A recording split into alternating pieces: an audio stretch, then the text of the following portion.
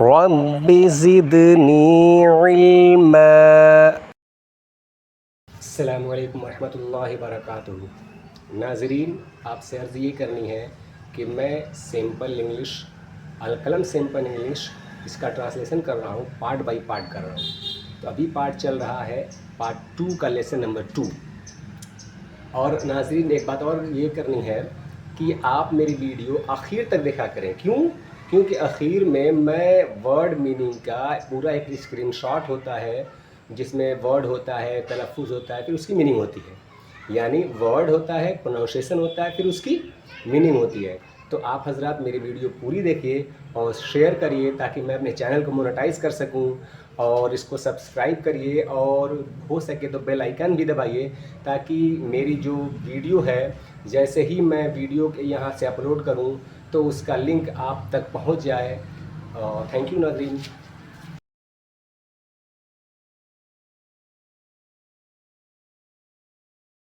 नाज़रीन, इस लेसन में हम सिंपल अलकलम सिंपल इंग्लिश पार्ट 2 का लेसन नंबर 2 पढ़ाने जा रहे हैं। देखिए लेसन नंबर 2, इसमें पढ़ाना क्या है, लिखा है use of who, whom and whose. हम पढ़ाएंगे इस्तेमाल करना हु का, वोम का और हुज़ का। इसका जो पहला है सवाल नंबर, लिखा है who is your class teacher. Who means कौन, इज़ मीन्स है, योर माने तुम्हारा, क्लास माने दर्जा, टीचर माने उस्ताद। यानी आपके दर्जे का क्लास टीचर कौन है, यानी आपका क्लास टीचर कौन है। ठीक है। अब उसके जवाब में लिखा है mister Asad Ali is my class teacher. Mister Asad Ali, is माने है, माई माने मेरा, क्लास टीचर माने क्लास टीचर। यानी जो उस्ताद की पहली घंटी होती है, जिस अध्यापक की पहली घंटी होती है वो क्लास टीचर होता है। ठीक है। Mister Asad Ali is my class teacher. आमतौर से, हालांकि क्लास टीचर का मतलब होता है दर्जे का उस्ताद, कोई भी उस्ताद हो सकता है नॉर्मली, जो पहली कैजुअल पढ़ाए, दूसरी पढ़ाए, तीसरी पढ़ाए, लेकिन नॉर्मली हम लोग अपनी भाषा में क्या बोलते हैं, जो पहली घंटी होती है, जो हाजिरी वगैरह लेता है, उसको हम लोग क्लास टीचर बोलते हैं। ठीक है। तो लिखा है मिस्टर असद अली हैं मेरे क्लास टीचर, यानी मिस्टर असद अली हमारे दर्जे के क्लास टीचर हैं, यानी वो हमारे क्लास टीचर हैं।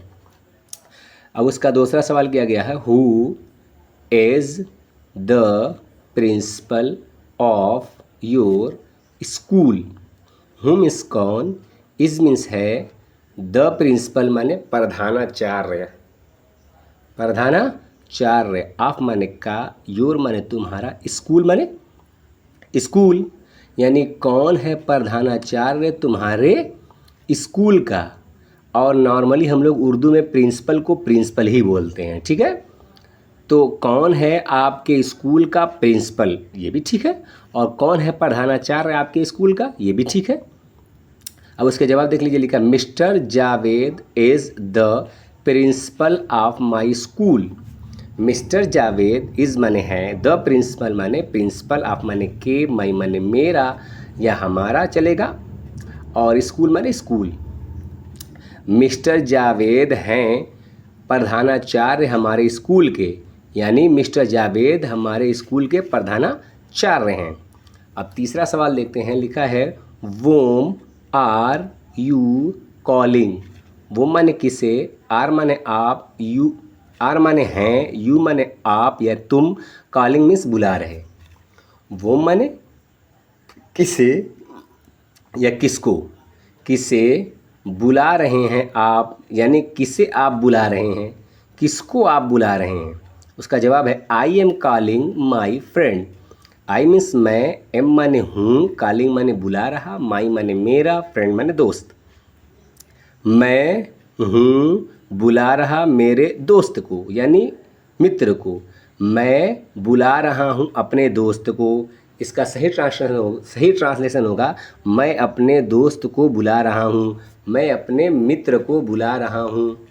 मैं जानबूझ के तर्जुमा वो करता हूँ जो छोटे छोटे बच्चों को आसानी से समझ में आ सके। ठीक है। वोम डू यू टीच, वो मीन्स किसे, डू यू टीच ये चूँकि प्रेजेंट इंडिफिनिट है इसलिए यहाँ पे डू हेल्पिंग वर्ब इस्तेमाल किया गया है।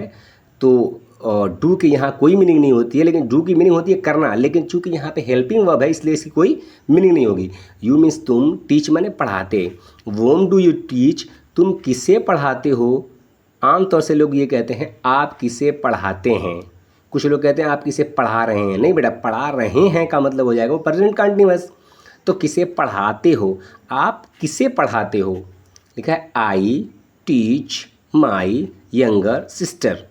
देखो यहाँ प्रेजेंट इंडिफिनिट में सवाल किया गया है तो जवाब भी प्रेजेंट इंडिफिनिट में दिया गया है, ठीक है। तो आई टीच मैं पढ़ाता हूँ, माई मीन्स मेरा, यंगर मीन्स छोटी, सिस्टर माने बहन।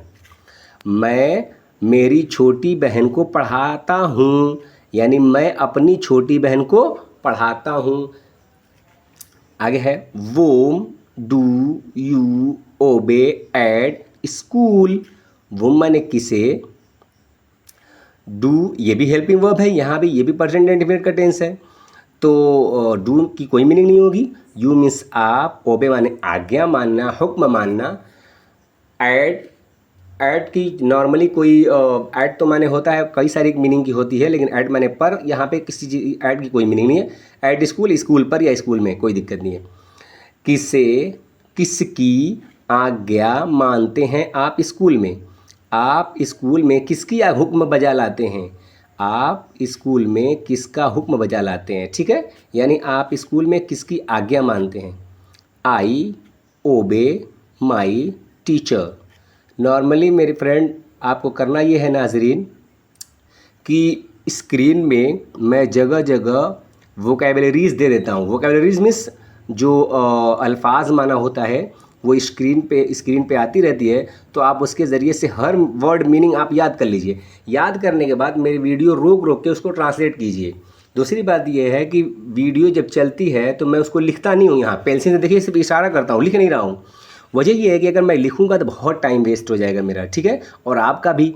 तो इसलिए मैं क्या करता हूँ, जब वीडियो को एडिट करता हूँ तो उस एडिट करने के समय मैं इस स्क्रीन पे हिंदी में लिख देता हूँ, ठीक है। तो आप चाहें, जैसे मैंने लिखा आई ओबे माई टीचर, मुझे पढ़ाना है आई ओबे माई टीचर। जैसे ही मैं कहूँगा आई ओबे, तुरंत स्क्रीन पे इसकी पूरी मीनिंग आ जाएगी। क्या आ जाएगी कि मैं अपने टीचर की आज्ञा मानता हूँ, मैं अपने उस्ताद का हुक्म बजा लाता हूँ।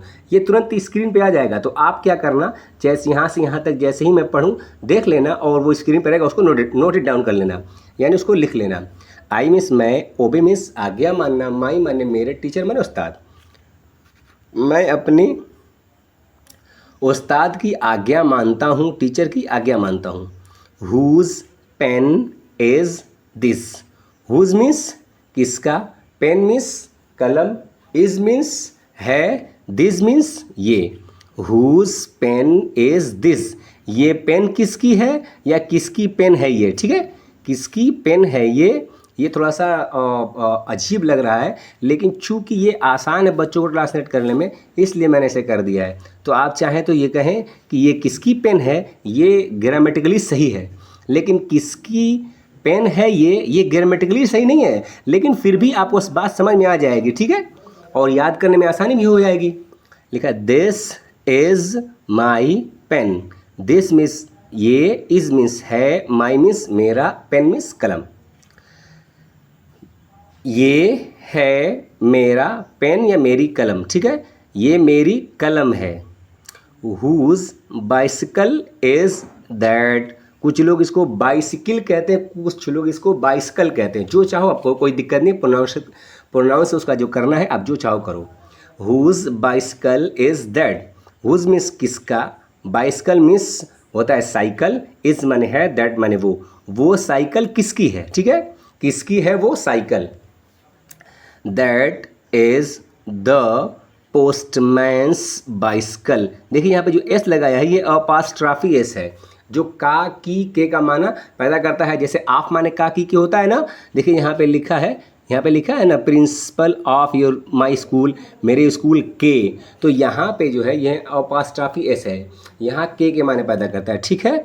बाइसिकल्स पोस्टमैन्स बाइसिकल यानी डाकिये की साइकिल, ठीक है। दैट माने वो, इज मीन्स है, द पोस्टमैन्स मीन्स डाकिया, बाइसिकल मीन्स साइकिल, यानी वो है डाकिये की साइकिल, यानी वो डाकिये की साइकिल है।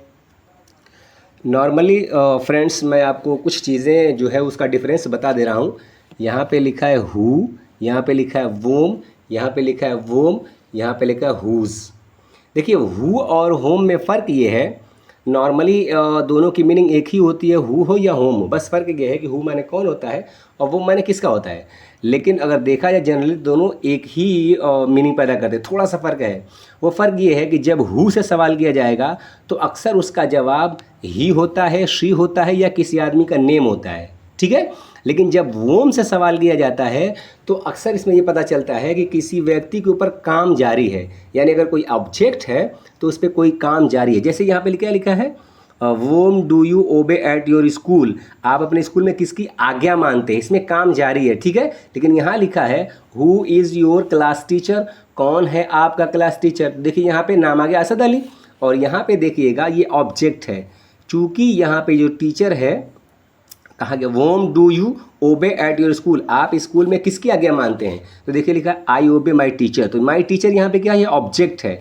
तो अक्सर जब वोम से सवाल किया जाता है वो अक्सर न वो ऑब्जेक्ट के ऊपर सवाल किया जाता है, लेकिन जो हु से सवाल किया जाता है वो अक्सर वो जो सवाल किया जाता है वो सवाल किया जाता है जिसके जवाब में ही शी और नेम आता है। और जब वोम से सवाल किया जाता है तो उसका जो जवाब आता है वो अक्सर हर और हिम से आता है या फिर किसी ऑब्जेक्ट के लिए आता है, ठीक है। और एक चीज़ और रह गई इसमें, हुज़, ये लिखा है हुज़, हुज़ किसी भी मालिकाना हक के लिए आता है, किसी चीज़ की मिल्कियत के लिए आता है। जैसे लिखा है हुज़ पेन इज़ दिस, ये पेन किसकी है, दिस इज़ माई पेन, ये मेरी पेन है। और कुछ लोग ऐसे करते हैं, कहीं और भी लिखा हो तो लिखा होगा दिस पेन इज़ माइन, वो पेन मेरी है। माइन और माई दोनों माने एक होता है लेकिन थोड़ा सा डिफरेंट है। तो यहाँ पे मिल्कियत के बारे में पूछ रहा है, संपत्ति के बारे में पूछा, किसकी ये संपत्ति है, यानी ये पेन किसकी है। तो हुज़ जब आए तो समझ जाना किसी संपत्ति के बारे में पूछा जा रहा है। थैंक्स। आपसे ये गुजारिश ये करनी है कि इस मेरी वीडियो को ज़्यादा से ज़्यादा लाइक करो, सब्सक्राइब करो और शेयर करो और बेल आइकन भी दबा दो ताकि जो मेरे वीडियो का नोटिफिकेशन है सबसे पहले आपके ऊपर जाए, ठीक है। Thank you so much.